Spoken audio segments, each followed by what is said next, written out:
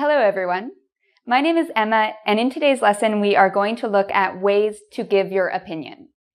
So this video is very useful for anyone who will be writing the IELTS exam, the TOEFL exam, as well as anyone who wants to become a better speaker or a better writer. Okay, so in this video, we will first look at some common expressions we use to give our opinion, and we will look at ways to strengthen these expressions, to make them stronger, and to show that we feel very strongly or not so strong about something. Okay, so let's begin. So I have here the most common way to give your opinion, I think. So why do I have an X here? Well, the problem is students overuse I think. I think this, I think that, I think this, I think that. It gets very boring. And so if you're doing the TOEFL or the IELTS, the problem with using I think is you're going to get a lower mark because that's considered basic English usage.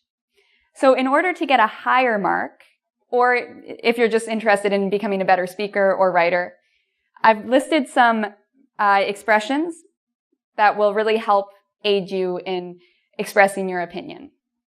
So let's look at some other expressions you can use. And these all pretty much mean I think. So the first expression, as far as I'm concerned. Okay? As far as I'm concerned, one question you often get on IELTS, on TOEFL, is should boys and girls go to the same school or should they go to different schools? What I could say or I could write, as far as I'm concerned, boys and girls should go to separate schools. Okay. One thing that's important to note, there's a comma. As far as I'm concerned, comma, and then you write your opinion. Okay. Our next expression, in my opinion, this is better than I think. It's still a little bit overused though. So I would recommend using some of these other expressions, but in my opinion, is still okay to use. Just don't use it too often. In my opinion, comma. In my opinion, I guess if we use the same example as before, boys and girls should go to separate schools. Okay? Our next expression, again, it means the same thing as I think. It's just a nicer way to say it. I've given you two options. You can say, it seems to me that, or it appears to me that. These are excellent to use in writing. So if you're doing the TOEFL essay, where you give your opinion on something, agree or disagree essay, or the IELTS essay, this is a good one to use. One question that's often asked in the TOEFL, and I think also the IELTS, do parents make the best teachers? Do you agree or disagree? So I could say, it seems to me that parents do make the best teachers. It seems to me that parents do not make the best teachers. Notice one other thing about this expression. Whereas we have a comma here and here, it seems to me that there's no comma. Okay? So anytime we have that, you don't have to worry about a comma. Okay. Our next expression, I would argue that. So again, we have that, no comma. I would argue that the death penalty is not a good form of punishment. Oftentimes, the TOEFL may ask you if you agree or disagree with the death penalty. You could use, I would argue that the death penalty is the best way to deal with criminals. So it all depends on your opinion, but you can either agree or disagree with this statement. Another way to say, I think, from my point of view, or from my perspective. Okay? Notice we have a comma for both of these. From my point of view, okay, so now I'm not going to use an IELTS or TOEFL example. I'm going to use a superhero example. From my point of view, Cyclops is a horrible superhero. So again, just for anyone who likes to argue, this is a good one to use. The last one is a very high formal way of saying your opinion. I am inclined to believe that. So you wouldn't use this with your friends. If you have an argument with your friends, maybe you're talking about the best place to live in the world or the best place to travel to. If you said, I am inclined to believe that France is a great place to visit, your friends would find your language too formal. But you can use this in writing. In formal writing, if you're writing the TOEFL or the IELTS, you can use this expression. And again, at the end we have that. We don't have a comma. Okay? So be aware that if you use any of these expressions with that, when you write them, you do not need a comma. Whereas for the other ones that don't have that, use a comma and then write if you agree or disagree or what you think. Okay, so now we're going to look at some commonly spoken expressions. These were written expressions, or you can speak them. Now we're just going to look at some spoken expressions. Okay, so in the IELTS, there is a speaking section where you talk to an examiner, and what they're looking for is normal language use. So they want you to use everyday language, everyday expressions when you speak and give your opinion. They don't really want you to use very high academic, high-level, pompous language. I don't know a better way to put it. They don't want you to use complicated language. They want you to use everyday language when you talk to the examiner.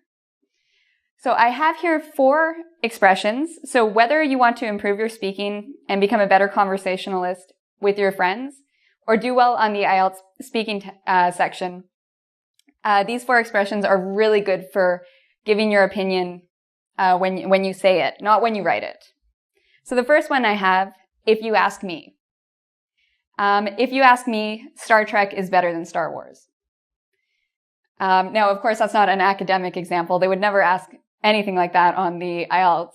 They'd probably ask you, do you think books are better than movies? Or do you think living in a city is better than living in a town? Another way to give your opinion, to be honest, I think living in a city is better than living in a small town. Personally speaking, I think city life has more to offer than country life.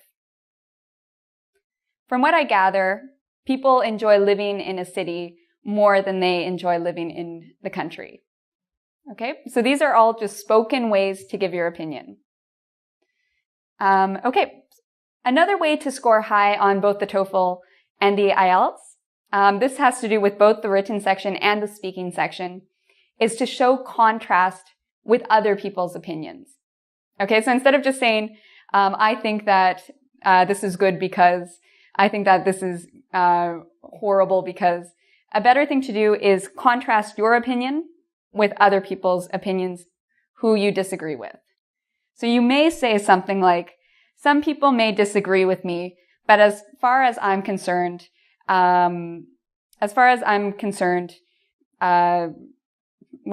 a good example? Traveling by car is better than traveling by airplane. Okay? And when you contrast, words that they'll be looking for that will help boost your mark, although, even though. So these are contrast words that can really help you in writing. So you could say, although some people may disagree with me, you get rid of the but if you use one of these 2 words. Although some people may disagree with me, as far as I'm concerned, watching Lord of the Rings, all 3 episodes back to back, is a bad idea. Even though some people may think that making a lot of money is great, I think that there are other important things to life. So these are just various opinions. They ask you all sorts of different things on the IELTS and the TOEFL. But if you can use although, even though, and it's 2 parts. So the first part is what other people think, comma, if you're writing this. And then you have an opinion expression. As far as I'm concerned, in my opinion, I believe. And then you say what you think. So this will really help your IELTS or TOEFL mark. So sometimes when you're asked your opinion, people want to know if you agree or disagree with a statement. And they want to know how much do you agree or disagree. So one question you will often see on IELTS or TOEFL, they'll say a statement. So for example, do you think people with more money are more successful in life? To what extent, they'll say people in life with more money are more successful. So they'll say a statement, and then they'll ask, to what extent do you agree or disagree with the following statement? It's a very common essay question in both the TOEFL and IELTS. So what we're going to look at now is how can we add a degree to our answer for our opinion. Okay? So where you see the blue, somewhat, partially, I suppose I'll go over those in a minute. But these are all ways to say, I kind of agree. So you're not strong in what you're saying. You're kind of on the fence. Whereas if you see this red line, I am confident that, absolutely, totally, strongly, completely. This section is when you're very sure of your opinion. You feel very strongly about something. Okay, so let me give you some examples. So the example I just gave, people with more money are more successful. Do you agree or disagree? And to what extent do you agree or disagree? So what I could say is, I somewhat agree. Meaning, not 100%, but I agree a little bit. I somewhat agree. I partially agree. Could also say, I suppose I agree with that statement. I suppose I agree that people with more money are more successful. But again, this shows you're not 100% sure. Whereas if I say, I am confident that people with more money are more successful, it means you're sure. I absolutely agree that people with more money are more successful. In this case with absolutely, you probably wouldn't write this, but this is a good thing to say maybe to an IELTS speaker. Same with totally. It's not formal English. You wouldn't use this in an essay, but in speech, you might say, I totally agree with that statement. Strongly can be used in an essay. I strongly agree that teachers are very important to the education system. Completely, again, like totally and absolutely is, you wouldn't use it in academic writing so much. You would use it in speech. If in the IELTS exam, somebody asked you your opinion, you might use completely, totally, or absolutely. So the reason I'm telling you that these are good, you can get higher marks on both the TOEFL and the IELTS if you add a degree to your opinion. So instead of just saying, I think, it's good to use one of the expressions I taught you. As far as I'm concerned, if you ask me, these are all great expressions. As well as it's good to give a degree to the expression. How much do you agree? Strongly. Somewhat. Completely. Okay? So if you ask me, anyone who uses these tips, they are going to improve their mark for the IELTS and the TOEFL. I am confident of that.